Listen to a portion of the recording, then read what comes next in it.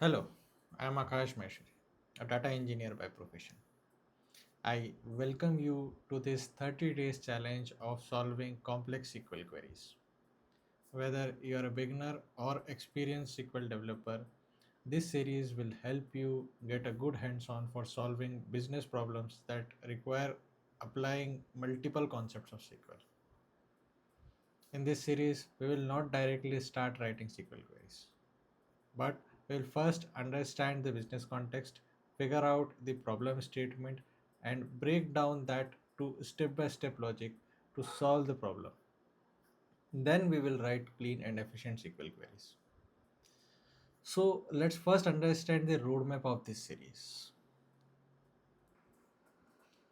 So this challenge series is divided into four levels. The first level is beginner level.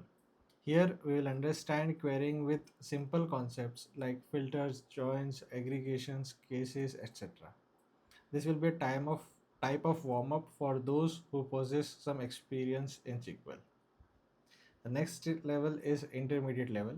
Here we start with concepts like subqueries, date and time filters, built-in functions, and mixture of similar concepts.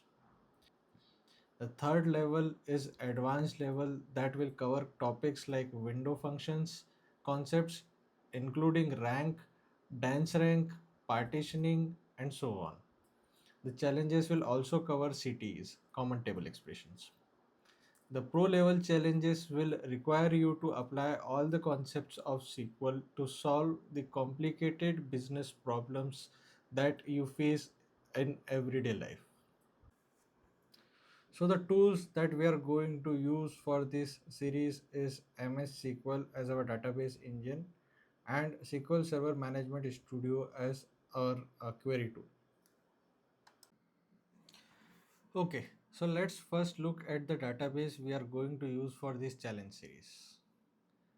The link to download the database schema script is provided in the description below. You can also download it from my GitHub profile.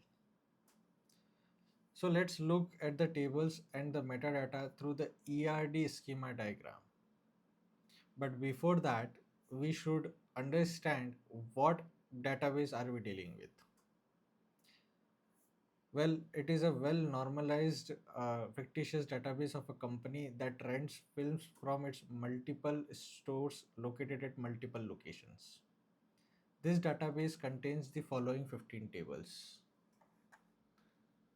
Now let us look at the schema diagram, and this is the ERD diagram that shows the different attributes of each table and the in relationship between them.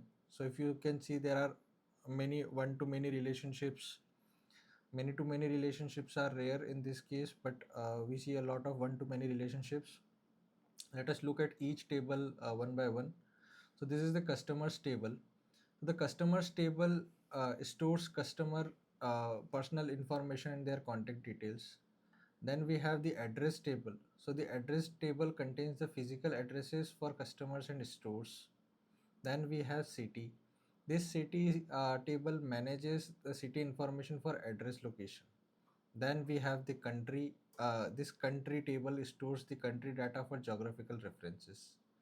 Then we have the store information. So store table. The store table contains movie rental store location information. Then we have the staff table. These are basically the employee information for store staff members.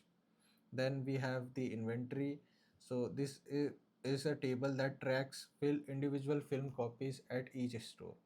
Then we have the film tables that contains the movie catalog with titles and film details. Then we have category table. So this category table is the film genre classification and category types. Then we have film underscore category that links films to their respective categories.